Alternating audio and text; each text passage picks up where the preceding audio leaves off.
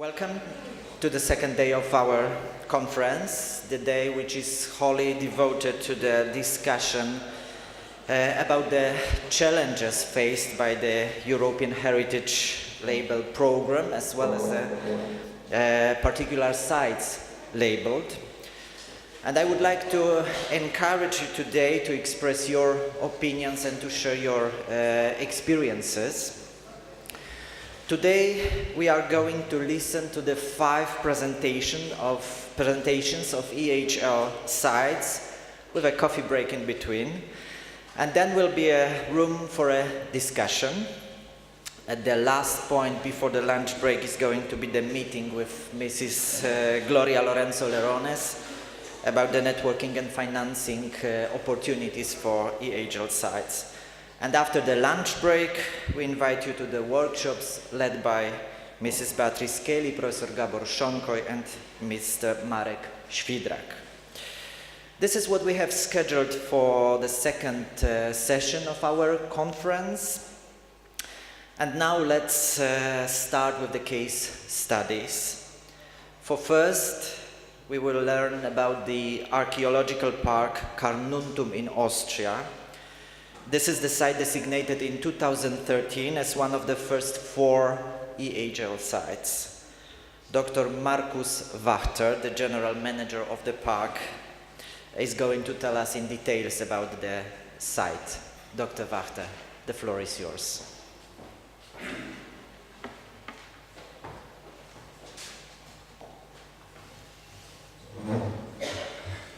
Good morning and thank you for the invitation and the opportunity to present our experiences after the 4 years of being labeled with the EHL.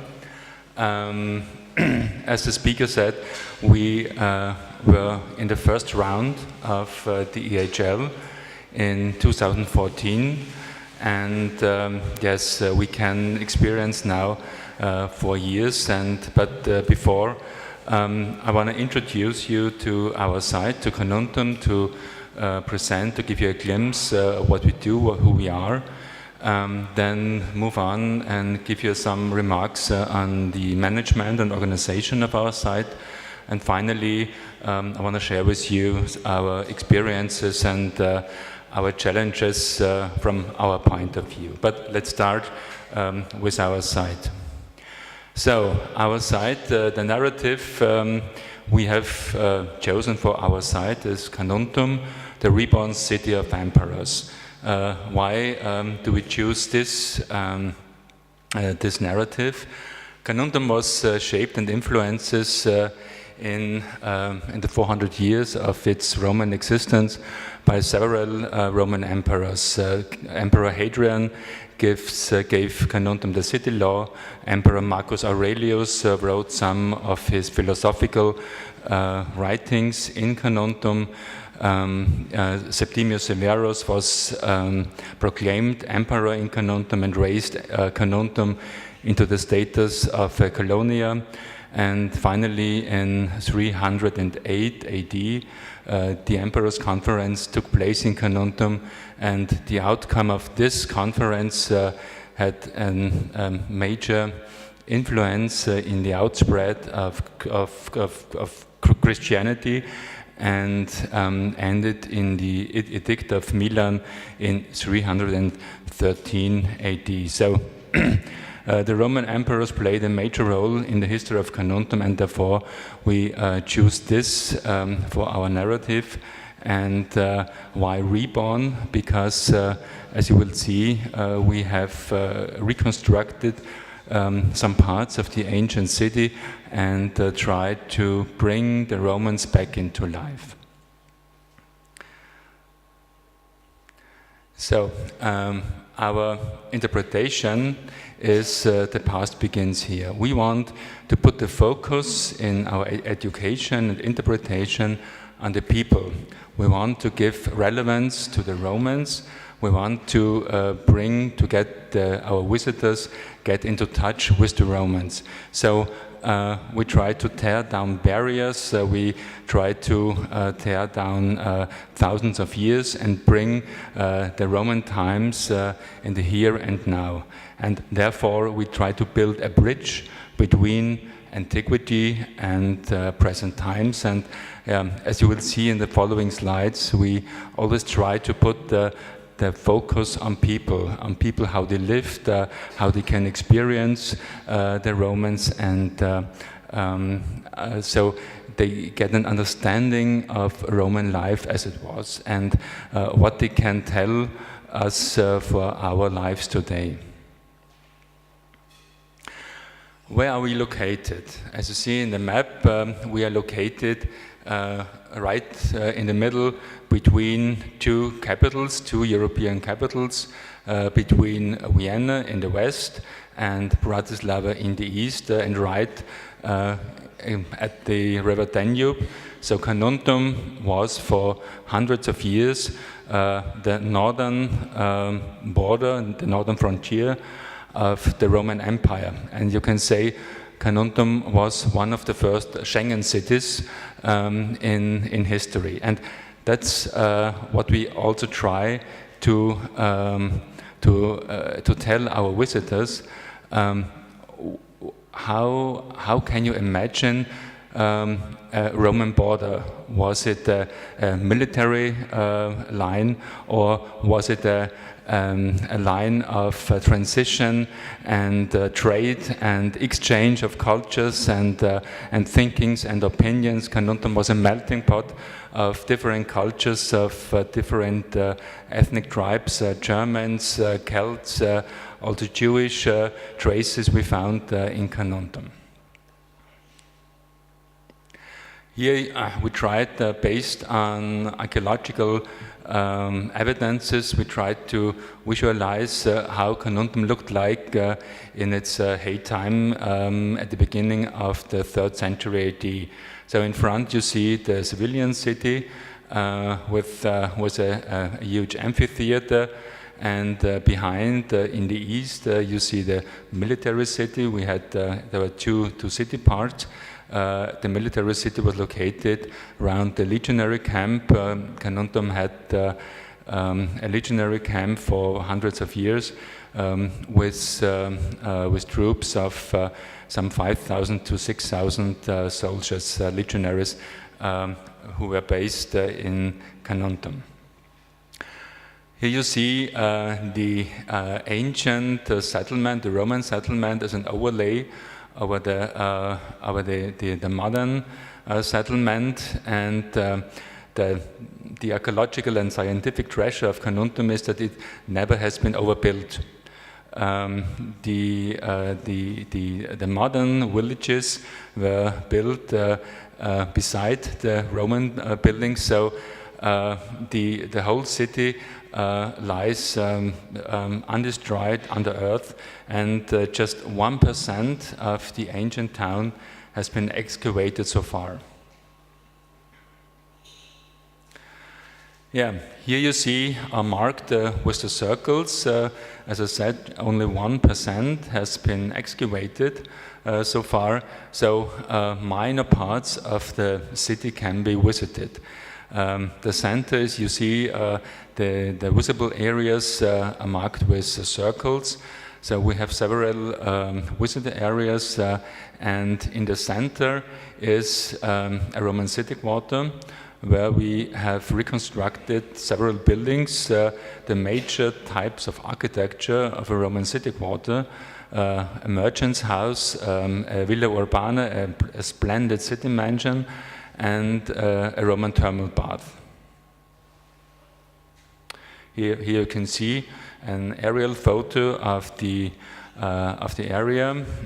You see the Roman city quarter in the east, and in the west the modern infrastructure, the parking lot, and also the entrance building, and an entrance which hosts an entrance presentation who gives you a glimpse of what Carnuntum was. Yeah, major focus in Carnuntum lies on education. As I said, we tried to get the visitors in touch with the Romans, and we have several educational programs for all ages, starting with kindergartens. A major target group school children. We have every year some 40,000 school children in Carnuntum, up to senior citizens. And we offer the educational programs in 10 languages. All our signposts are permanently equipped with 3 languages, in German, Slovak, because Slovak borders to Austria only 15 kilometers from Carnuntum, and English, of course, for international tourists. And in the recent years, we tried to improve our access for handicapped people. So we have implemented ramps for wheelchair visitors. We have tactile information for blind people. We have also infrastructure for deaf people, and we also offer guided tours and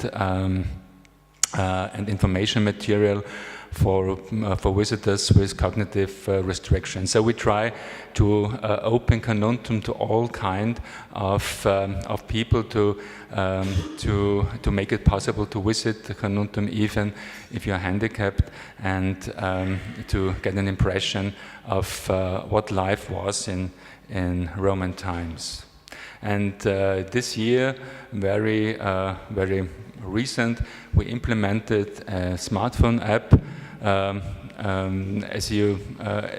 As only 1% of the ancient town is excavated, we tried to make the not visible with augmented reality and virtual reality, and the acceptance after the first month of implementation is very high. I think at the moment some 5,000 visitors have downloaded the app on their smartphone. Yeah, now I invite you on a journey to Carnuntum to get an impression primarily of the Roman city quarter. You see here in the background the roofs of the Villa Urbana. Here the house of the merchant. So all our houses are fully furnished. You don't have any barriers, so we try to offer a multi-sensual experience for the visitors. All buildings fully functioning. That means the underfloor heatings are working. The ovens in the kitchens are used. Every room is equipped with fresh fruits and vegetables.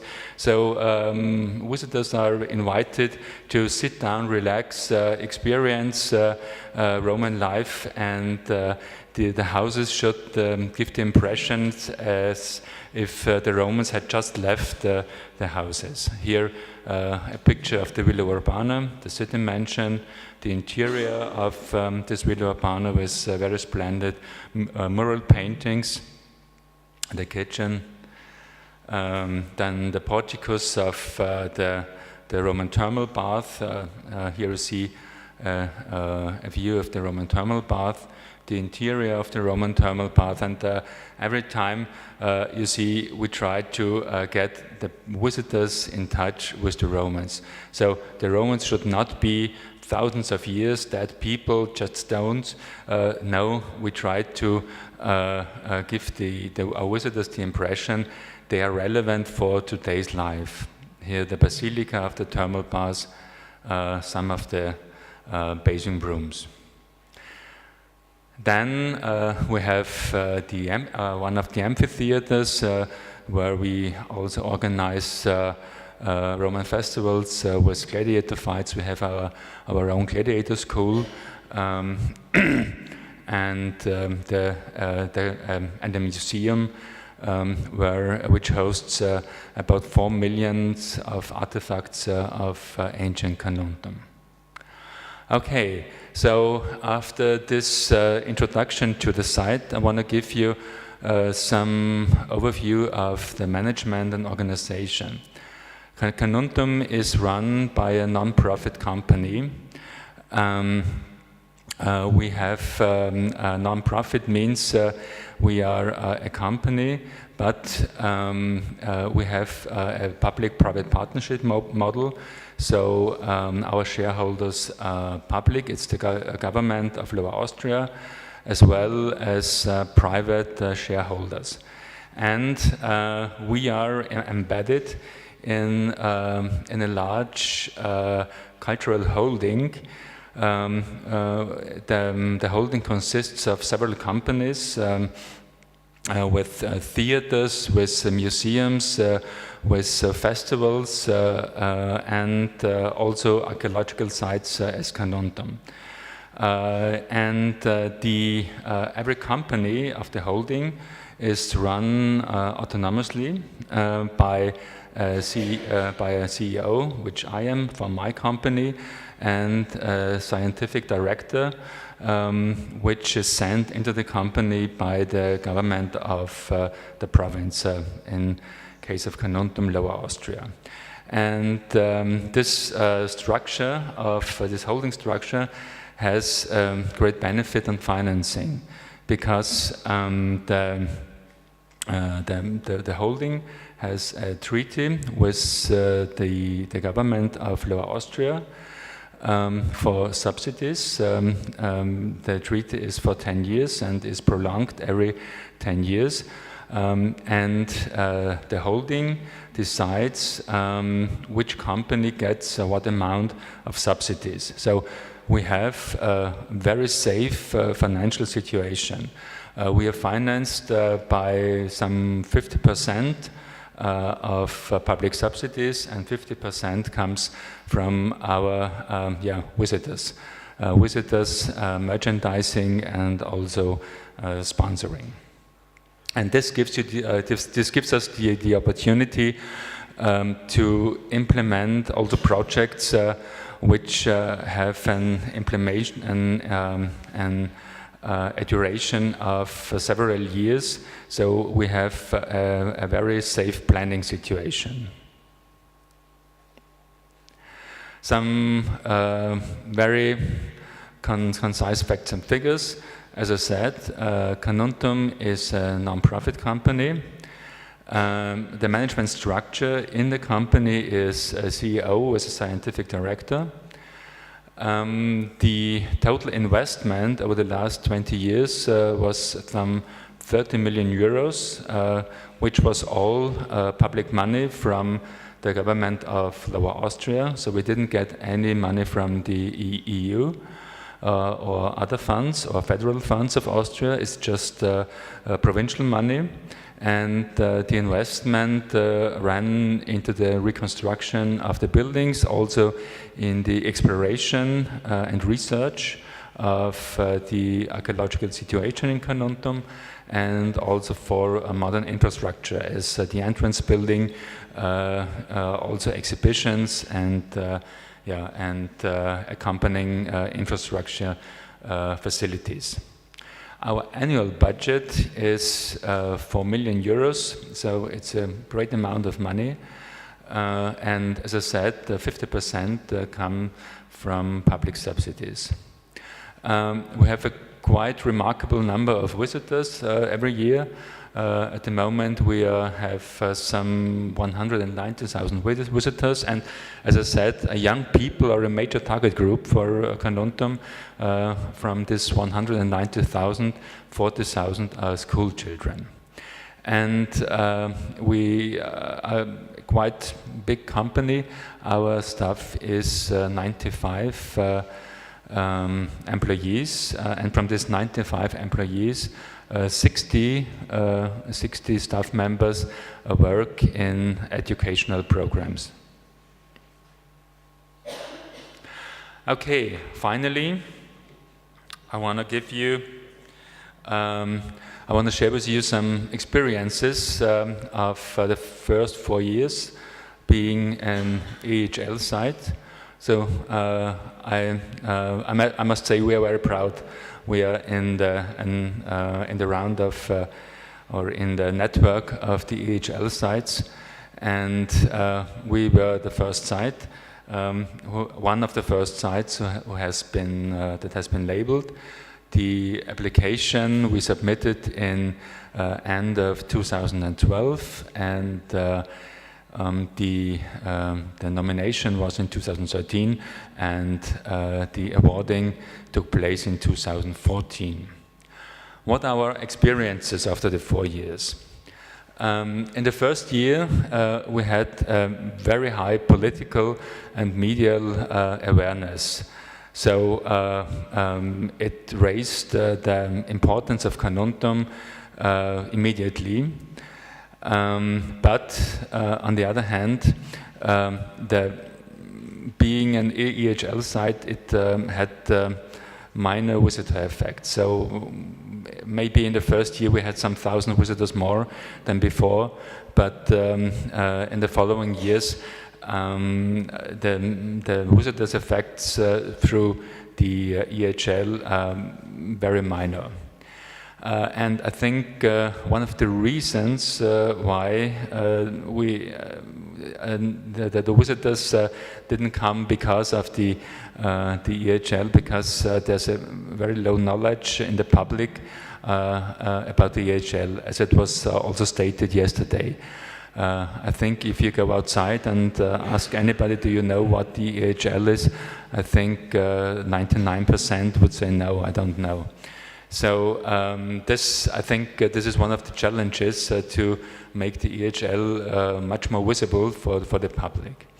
And what we faced, what also was stated yesterday, we didn't get any financial support for networking activities. For example, we tried to we submitted a networking project together with the Imperial Palace of Vienna and other EHL sites to establish a brand strategy for the EHL,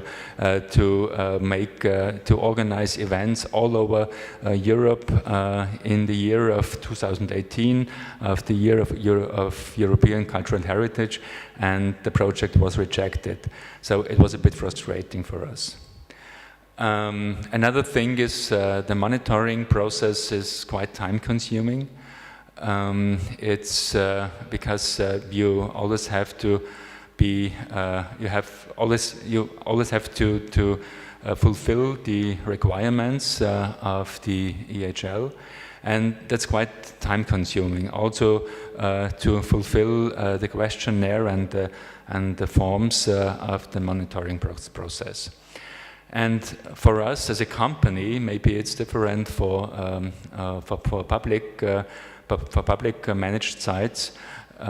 It's that the project-based thinking is sometimes difficult to merge with a business-based thinking in a company. What do I mean with that? In a company, you don't invent projects every year. You have your business, you have your company, you try to improve your company permanently, but you don't think in projects. And that's very difficult. Sometimes it's difficult to match this with the project thinking of the EHL, because you have to define a project, as we heard yesterday, and sometimes it's difficult to fulfill this requirement.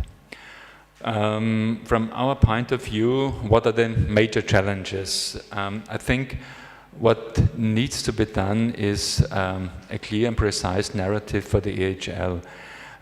The EHL is a very valuable initiative, but it's very complicated to communicate to the public. So I think to make it more visible, it needs a clear and a more easy communicating narrative for the public, as it is, for example, with the World Heritage List. If you ask anybody, do you know the World Heritage List? Of course, because the overall value, the unique value is the major criterion in the World Heritage List. And the EHL, it is much more challenging to communicate.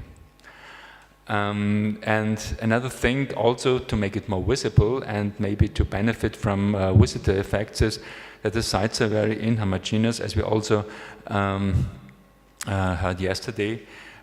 Some are primarily visitor sites as Carnuntum, some sites major based on values. So that makes it also difficult to communicate what is the EHL. Can you visit it as a visitor, or what is the idea behind? Yeah, and finally, I think the major challenge is to make it more visible. I think there are too few sites yet, so it needs a critical mass of a critical number of sites to make it visible, and I think promotion is essential for the future success of the EHL. Thank you very much.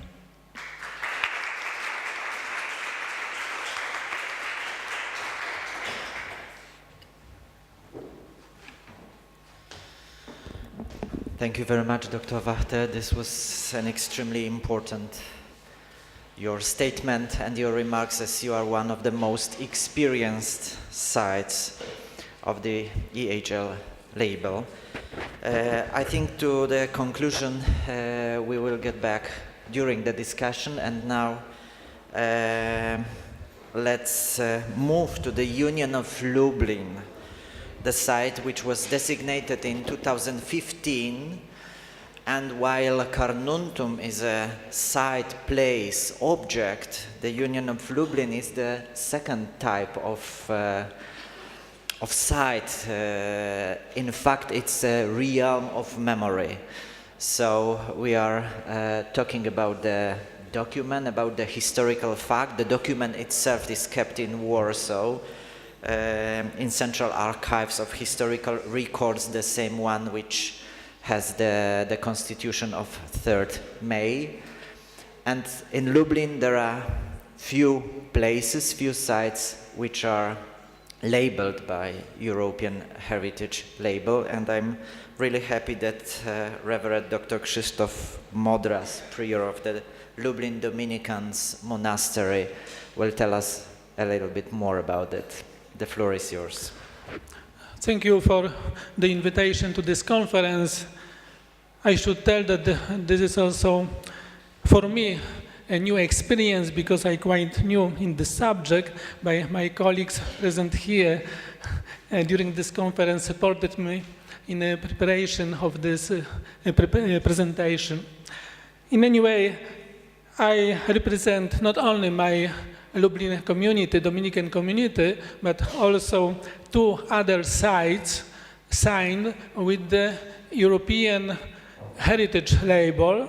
There are the Holy Trinity Chapel on the right in the slide, in the castle, in the Lublin Castle, and the third site, this is the Lublin Union Monument.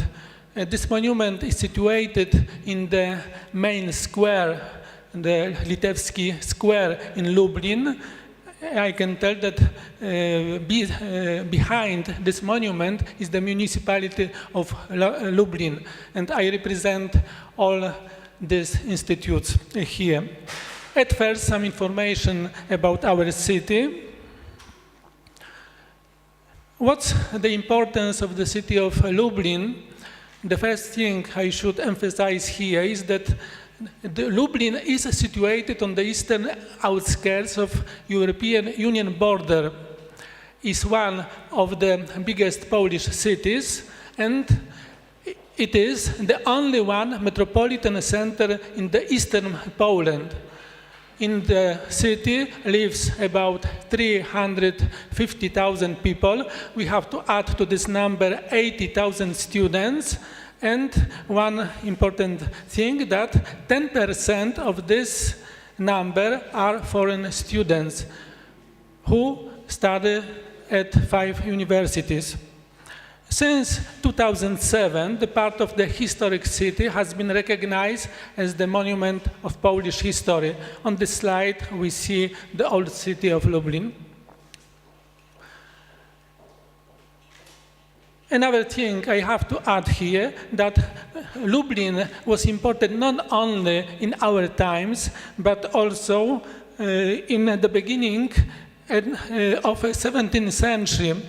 We find this view of the city of Lublin in a well-known work by Braun and Hogenberg, Civitates Orbis Terrarum.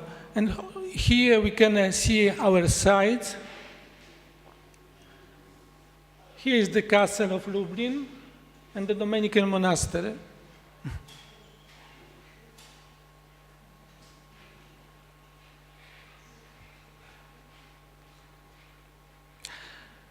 What's the reason that Lublin and 3 sites has been signed with the European Heritage Label? It were 2 processes about the European Heritage Label. The first time we received this sign label in 2007, and after that in 2014. The condition of the EHL were presented yesterday. I will not repeat this. In any way, the idea most important for Lublin is the Union of Lublin established between Poland and Lithuania. This is the historical map of Polish Kingdom and the Grand Duchy of Lithuania at the end of the 16th century.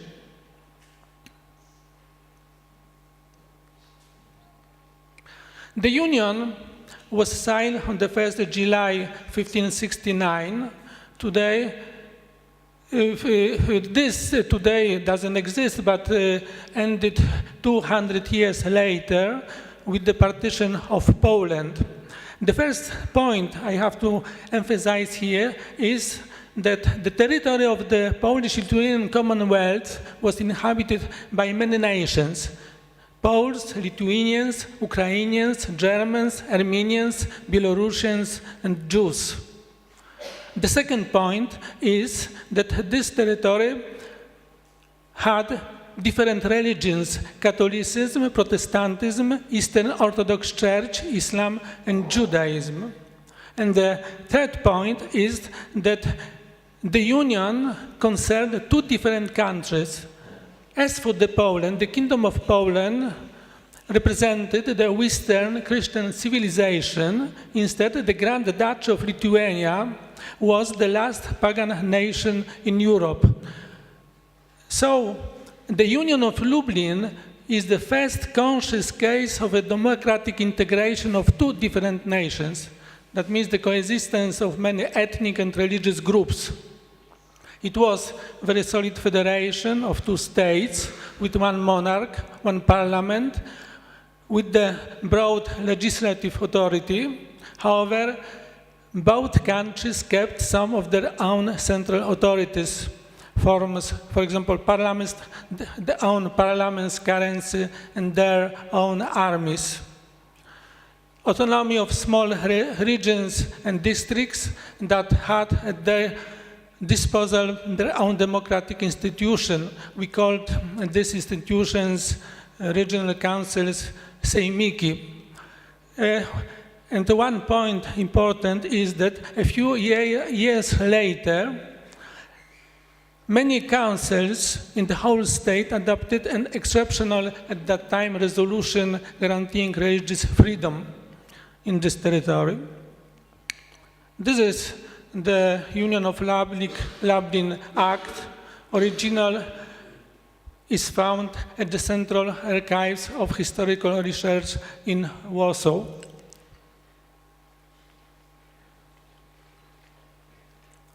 What was the Union of Lublin Act?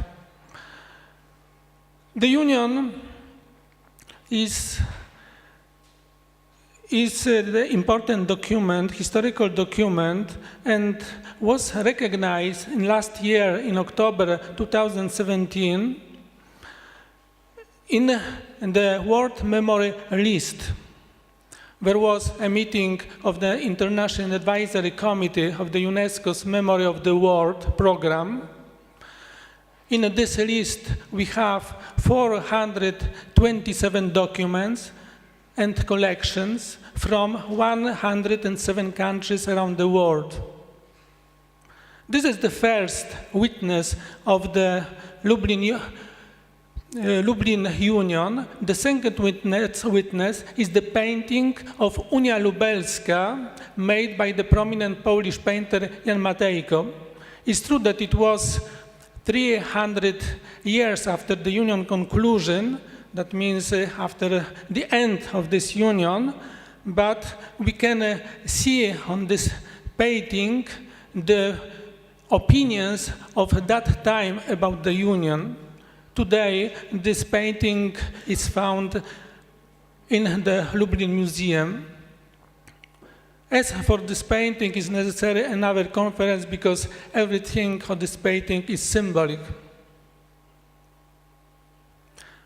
Maybe for us Dominicans, very important things on this painting. We find the crucifix. Crucifix today is the symbol of the Lublin Unions. We don't know if this crucifix were present during the act of the Union, because usually this Union should be sworn on the Gospel, but today we present this as a very important sign. We have this crucifix in our Dominican Monastery. We have 3 witnesses of the Union of Lublin. The first one is the Holy Trinity Chapel, found in the Lublin Castle. The second one is the Dominican Convent, situated in the Old City. And the third one is the Union of Lublin Monument, situated in the main square of the Lublin, the Litewski Square.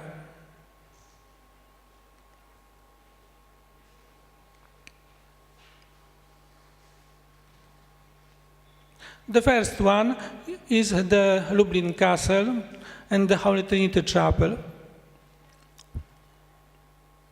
The Holy Trinity Chapel is one of the most important places in the Lublin city and region, erected in the 14th century. The most important are the frescoes decorating its wall from the early 15th century, according to the Byzantine tradition, founded by the King Władysław Jagiełło, Grand Duke of Lithuania. This is important because he married the Polish queen, Jadwiga, and became king and created a personal union. It was 183 years before the signing of the Union of Lublin. The chapel is a symbol of the coexistence of the culture of the West. The West, that means the Gothic cube, and the East, that means the polychromic paintings in the chapel. We have the union of 2 cultures. Some photos from the castle.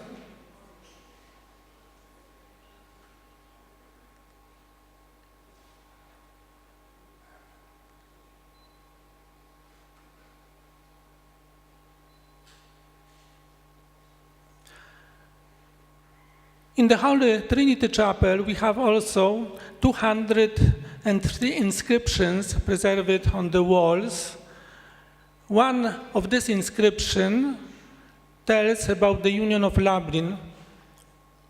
Unia facta est cum ducatus Lithuania. Probably this inscription was completed during the formal Thanksgiving Mass after signing the Union of Lublin Act, that means in 1569. To the right, we see this inscription.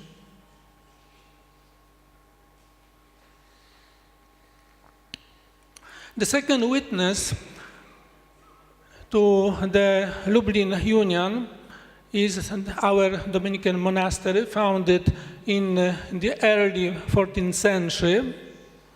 This is an example of Polish sacred architecture which combines many styles, today especially the Baroque decorations.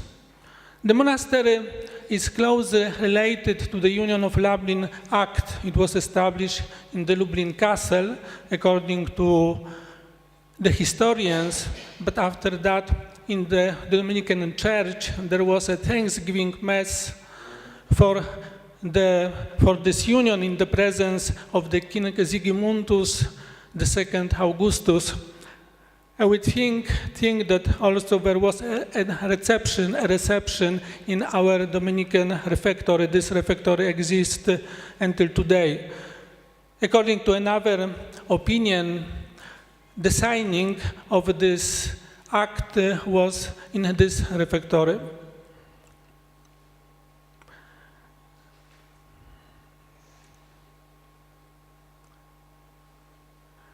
You can compare our Dominican monastery with the Krakow Wawel. Very often we tell in Lublin this is the Lublin Wawel.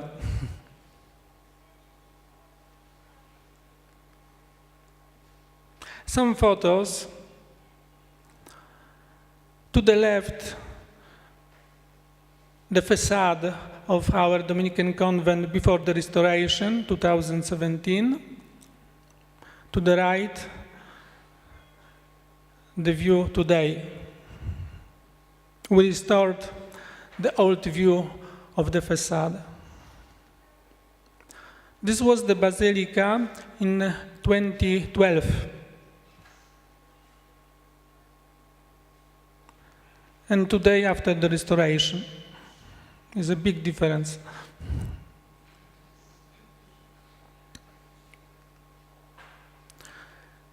Some examples of the ceiling. At first, the Osoliński family chapel,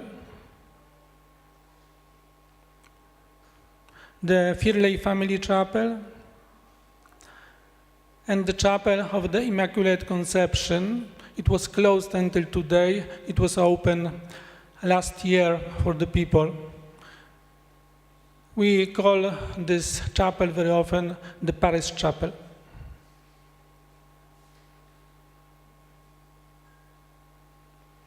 Today, this is a place of many concerts.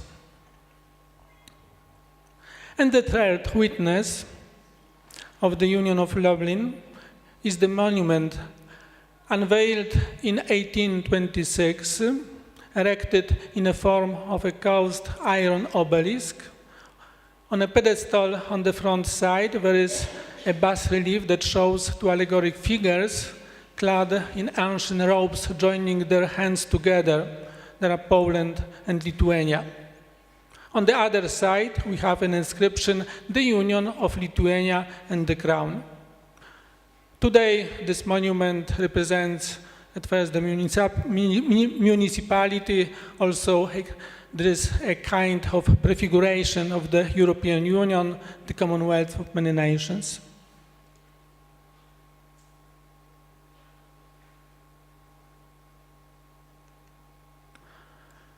This was the Litewski Square with the monument of the Union of Lublin in 1857. A very big difference.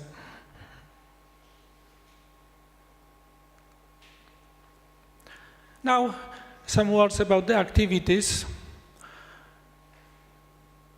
The first thing I have to tell here is the agreement we signed in 2015. This was the agreement between the Lublin municipality, Lublin Museum, and Dominican Monastery.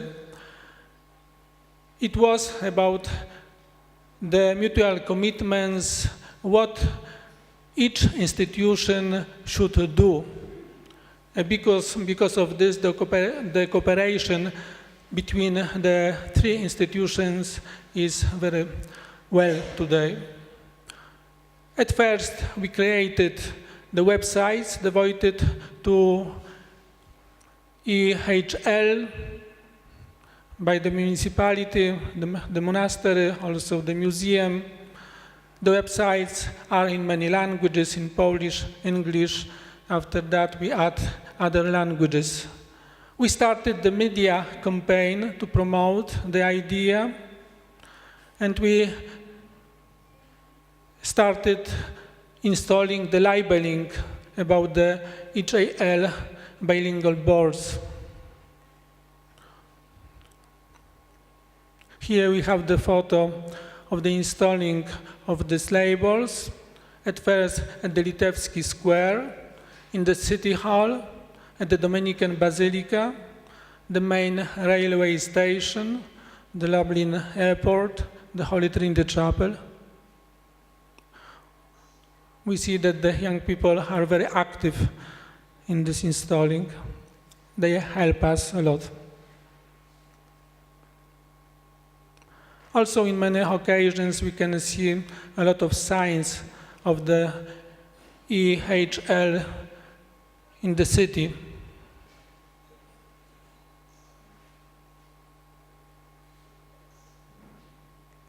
Also, during the night, this is the facade of the center for the meetings of cultures.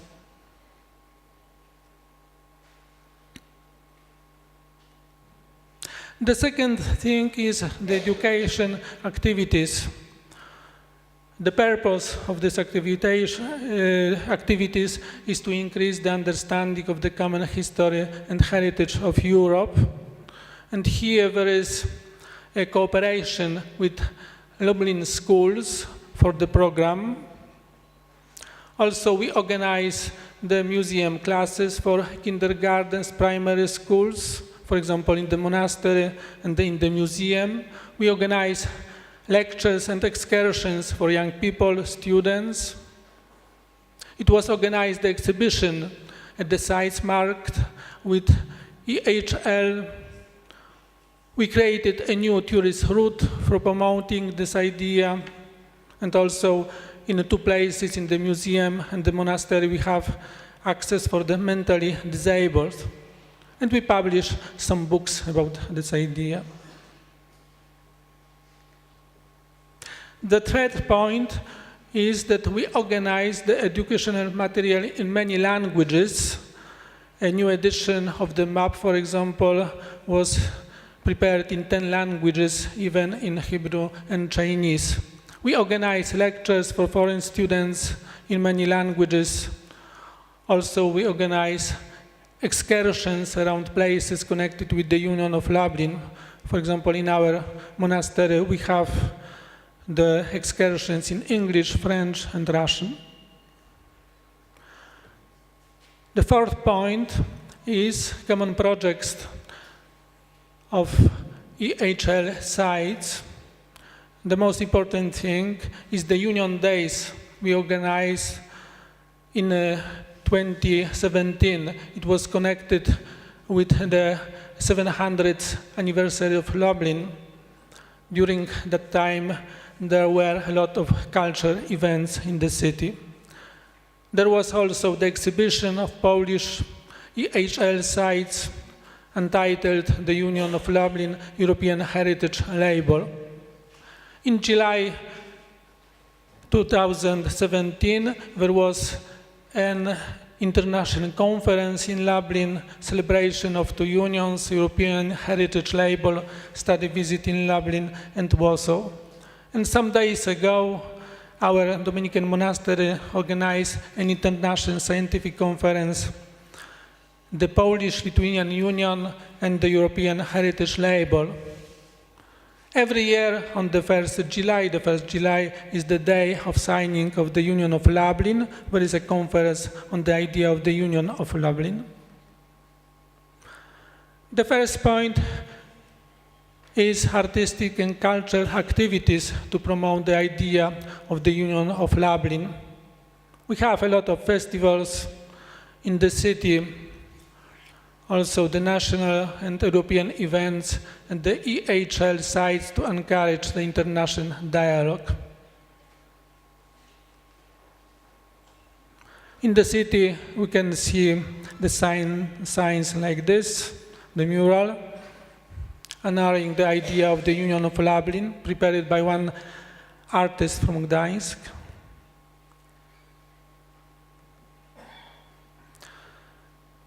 And the sixth point is the impact of granting the EHL. The first thing I have to say that there is the good cooperation between the Lublin Municipality Museum and Dominican Monastery, probably thanks to the clear agreement. Also, my witness is that our activities are supported by the municipality, the mayor of the city, the Lublin City Council. It's difficult to tell now if the rank of the city and the three EHL sites increased, but I can tell from our example of the Dominican Monastery that the number of visitors increased. Recently we installed the monitoring system, and I can tell we have about 600-700 visitors a day during the week. During the Sundays, much more, but it's difficult to distinguish between the people who come to the celebration, to the Basilica, and to visit the site. But during the week, we don't have a lot of celebration. That means that there are visitors. That means about 600-700 a day. During the year, there's about 18,000, maybe 20,000 visitors. Another thing I should emphasize, probably the EHL accelerated also the restoration of our basilica and helped us to obtain financial resources for this purpose, because it's one of the important places in the city. In Lublin, we are known, the Dominicans, as the heart of the Lublin, the monastery in the heart of the Lublin. Probably also thanks to this European heritage label. The heart, that means we have to give life to the city. I can tell that we have no serious obstacles. Perhaps the only impediment are insufficient financial resources allocated for promoting each. At the end, I would like to quote the words of our Pope John Paul II.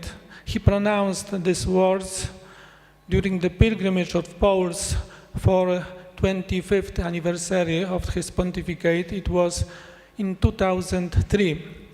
The words of John Paul were, "Europe needs Poland. The Church in Europe needs Poles' testimony of faith. Poland needs Europe." This was the original text. After that, the Pope added these words, not written in the text, "From the Union of Lublin to the European Union." So we can say that Europe starts here in the Union of Lublin. It is possible to say that the Union of Lublin was prefiguration of the European Union. At the end, the Europe's bell, at the beginning it was in the main square of Lublin, the Litewski Square, and we see on this bell these words of John Paul, "From the Union of Lublin to the European Union." Now this bell is found in our Dominican Monastery. The problem is that it cannot give any sound, because we don't receive from the municipality the heart of this bell. But I think that this heart of the bell will return to the Dominican Monastery. But for now, our monastery is the heart, the monastery in the heart of the Lublin. That means our voice resounds in the city, not only for the religious activity, but also for the cultural events. And I tell here that the monastery is known in the city, first of all, thanks to many, many cultural events and concerts in our basilica. Thank you for your attention.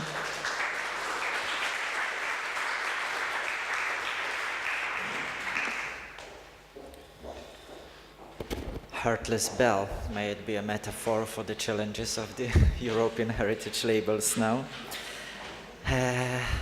Let me do not comment the presentation of the Union of Lublin, as the time flies extremely fast, and pass the floor immediately to Mrs. Sara Zanatta from Museo Storico del Trentino, and tell us about the Fort Cadine.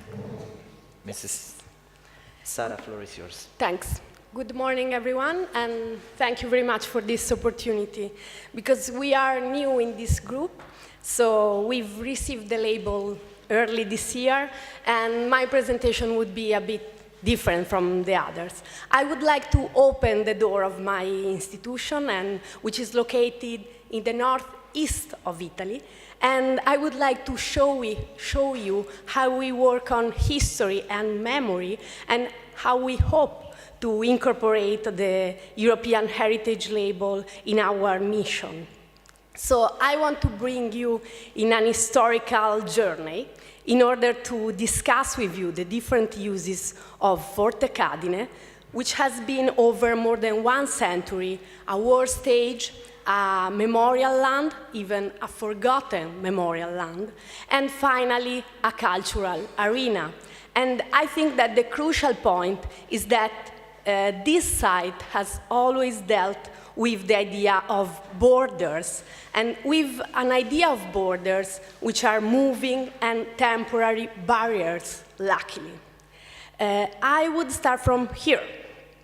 Fort Cadine was part of the most important defensive system realized by the Austro-Hungarian Empire between 1860 and 1915.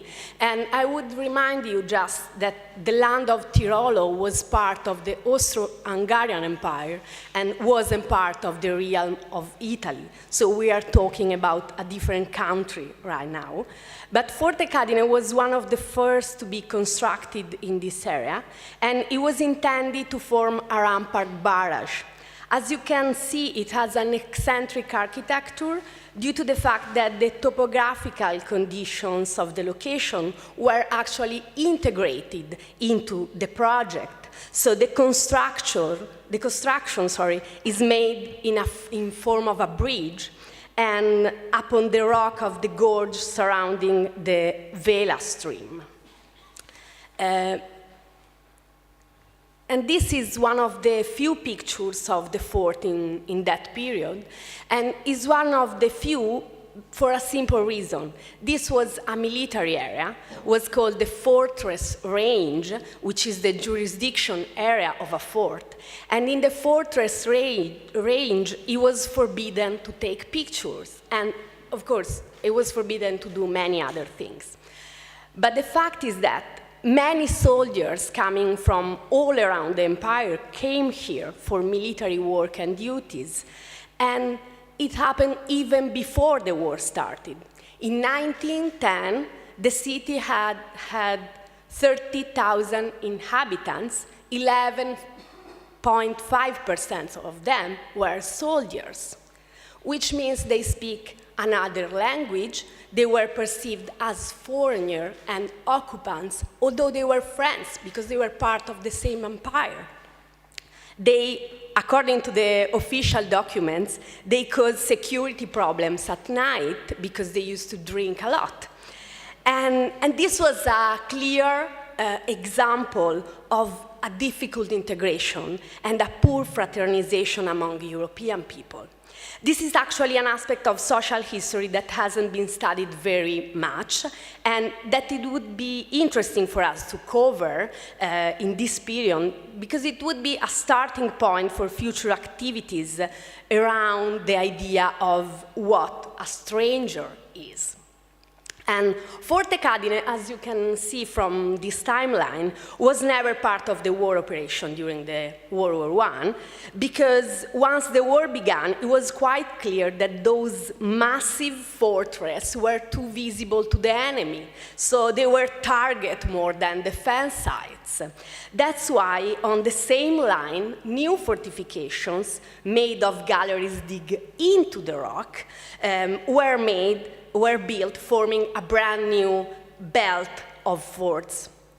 That's why Fort Cadine was disarmed in 1915, and it changed basically use. It was probably a military storage. And at the end of the war, Fort Cadine changed also owner, from the Austro-Hungarian Empire to the Italian realm, which means that the ring of the belt of forts was no longer strategical, because the national borders have changed. So the forts, some forts were used as a storeroom for ammunition, others were abandoned, others were even destroyed by the fascist regime during the Iron for the Country campaign. And Fort Cadine, as I said, it was built above an important communication route. So it functioned during the fascism era as a controlled passage. And it was the same use it had during the Nazi occupation. In this area, in this period, a Nazi German district was created called Alpenvorland, the operational zone of the Alpine foothills. It was established on 10th of September 1943 as a response to the Allied armistice with Italy. So again, a matter of borders and identity, a matter of borders and resistance this time, and a matter of tension, because Forte Cadine as well was the place of an attack and of a fight between the Nazi and German soldiers and a small group of young partisans who attacked the fort, and one of them was killed. So there is a plaque commemorating this fact in the park at the moment. And, oh, sorry, no, I spoiled it.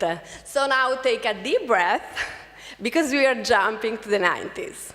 When Provincia Autonoma di Trento, which is the local government, decided to buy the fort, that in the meantime had fallen into despair. It was a building with no recognizable history. And this is an important sign for us, because it means that we need to take care of our cultural heritage. It doesn't take care of himself. So once the new highway was constructed just on the side of the fort, the government decided to restore the fort and to transform it in a museum space looking forward to and looking towards the centenary of First World War. So the restoration basically followed the perfect recreation of the original shape of the infrastructure. And Fort Cadine was just the first to be restored in a larger project, including other forts, those in a better structural conditions, of course. So the circuit of forts, of Trentino forts, this impressive fortification belt, was recreated during the last 10 years and contributed to a new tourist offer. Not only mountains and ski, lake and swimming, wellness and nature, but also what is called the Remembrance Park, including 19 museums, miles of trenches and military roads, other military facilities, a trial of peace of over 520 kilometers linking all the locations of the Great War. It takes a month to do the complete trial. And roughly 80 Austro-Hungarian fortifications in the circuits of Fort.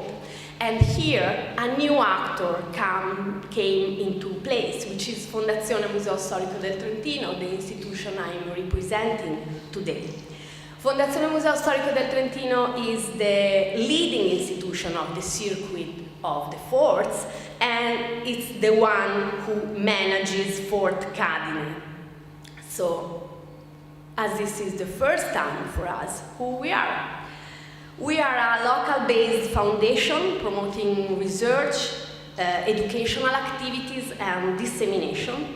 We mainly work on contemporary history, and we run several of what I would call spaces of culture. My boss wouldn't like this expression, but I truly believe we are an umbrella institution because we have many things under our shoulder. So we run a thematic television channel which is called History Lab. We have an archive on popular writing, a documentation center on social and political movements, a library, a very small publishing house, and a rich archive connected to our research sectors that I just want to briefly pinpoint because I think that you can find as well some link with our institution. We work on the history of migration, the history of the city, the history of the cooperative economy, of course the history of world wars and nationalism, and the social history of a territory reflecting on the center-periphery relationship. We also have a pedigree, I would say, on managing peculiar spaces, as we also run Le Gallerie, which is they are two road tunnels, actually, that were converted in an exhibition space. So they were actually created out of these two road tunnels, which are crossing the city. And I'm mentioning this space because we are trying to link Fort Cadine to the gallery, because these two spaces need to have coordinated activities, and we have the main exhibitions about Great War taking place here.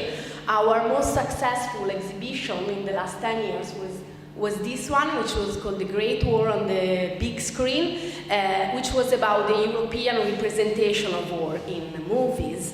And that one is the one running at the moment about the last year of war and how we constructed an idea, or kind of an idea, of peace.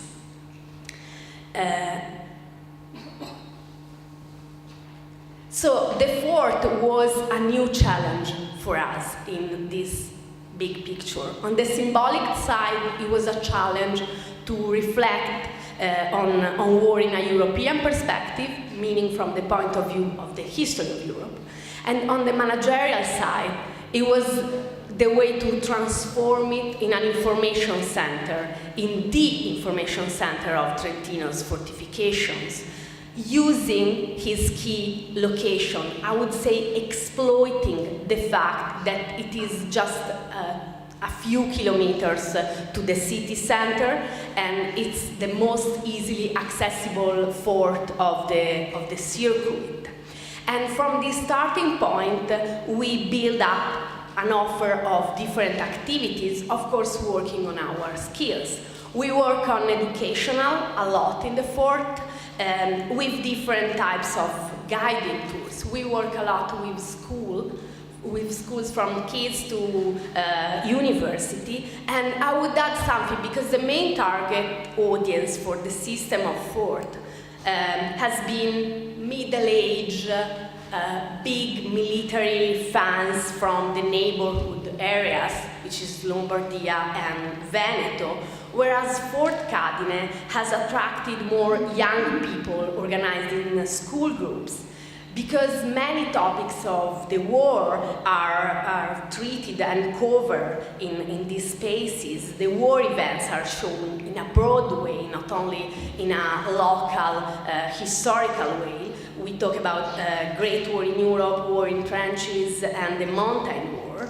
And also because it's more comfortable than other forts, the ones that are constructed into the rock. Of course, they are not very pleasant places. You can't stay there for a long time. You can have very long educational activities there. Whereas in this space, you can use the main room as a teaching space. And then we work a lot on dissemination. not only using traditional forms of publishing, but also producing video contents. We have many projects on the pipeline, but we've already produced a series on the history of forts, made cycling from one fort to another, and we work on this series, which we presented in different festivals in Italy, which is a series it's a TV series and an educational activities. We work with 10 different classes from 10 different schools, and we took them on a day trip to show them the trenches and the fort, and we work on a memoir written by a photographer, a Trentino photographer, who was a refugee during the World War I, who wrote this memoir taking about his childhood and what it meant to be a kid during the war. So the program is called The War, the Adults, and Us. And we made the different classes to discuss about this idea, this diary, and they of course, they read the book on the camera. And then we have this project we are very proud about, which is linked to the performance part of our activities. We created a kind of a summer festival, which is the main activity linking all the forts together. The festival is called Sentinelle di Pietra, Sentinels Made of Stone. It lasts 3 months, and the 4th edition is ending this weekend. Sentinelle di Pietra has been one of our flagship projects during the centenary, aiming at the promotion of these sites and at the production and creation of a different storytelling about war. So we have many different activities, such as theatrical performances, dance performances, field trips, dramatized tours, concerts with Alpine choir, and then we have a project into the project, which is Arte Forte. That is a contemporary art exhibition. We have an exhibition in each fort on the same subject, and the artists were asked to create site-specific performances or sculpture or painting and blah blah blah. So Arte Forte, we had 2 editions of Arte Forte. These are the exhibitions that we had at Fort Cadine. The first edition was dedicated to the topic of the Babel of languages, as I said before. So we asked the artists to work on the mix of languages, cultures, and native origins that forcibly cohabited during the First World War, even inside the fort. And this last edition is dedicated instead to waiting for the moment, which means to the everyday life of soldiers, digging on their emotions, fears, and weights. And this is something important, because in this side, soldiers mainly wait for something to happen. And I think that we are in a moment that we need to pause as well, because the centenary is coming to an end for us. And we know that something has gone very well, and something else has been a bit of a failure. We must admit, we as cultural producers, that probably we overestimated the potential market of the centenary, and we failed mostly treating World War as a national remembrance moment. So we are pausing because we are carefully asking ourselves who we want to be. So what do we want to do with this patrimony after the centenary? And I think that the European Heritage label has arrived at the right moment, because I think that the label is giving us the direction to find the answer. We are a solid institution, and we are trying to work, and we would like to work in the next year trying to integrate this site even more in our daily activities, hosting events and initiatives that can open up the basic idea of a fort. So we don't want to defend our property, we want this property to be a common heritage. So we are hosting different associations with their events. For instance, in August we host the Association of Trentini in the World for the global day dedicated to the sacrifice of work in the world. Oh, this is some newspaper coverage of the label, heritage label. But we also have a strong interest in working at an international level. We are very interested in building an international network. An international network with World War I sites, with which to finally deal with the European history, with our European history. I forgot to mention that we are part also of the Europeana network, the digital archive of Europe, and that at the fort in 2013 we organized the Europeana Collection Day, during which letters, photos, diaries, audio-video material from First World War were collected and digitalized. But we are also interested in creating a network with other European cultural producers, and among them we are starting to work with Fondazione Museo Casa de Gasperi, which is our most close site in Italy. We are working on a project about European values, and we would like to create a resident thinking lab connecting the two sites and working with other different European heritage label sites. But we would also like to keep working on art, and we would like to open the idea of our Arte Forte European exhibition and to make it a pan-European art exhibition linking different forts, different sites and different artists coming from different galleries around Europe. So we hope, I hope that I've been clear. Of course, we don't have many data about the European Heritage label so far, because we are still working on the centenary line, but I really hope that we will be happy with you in the next year and that we can bring something new to the group. Thank you very much.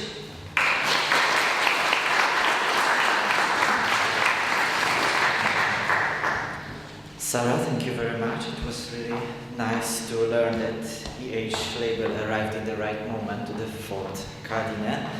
And I hope that the coffee break arrives in the right moment now. Excuse me for a slightly delay. Let's have a 20 minutes coffee break and let's meet at 11:15 sharp here for the second part of the presentations. Thank you.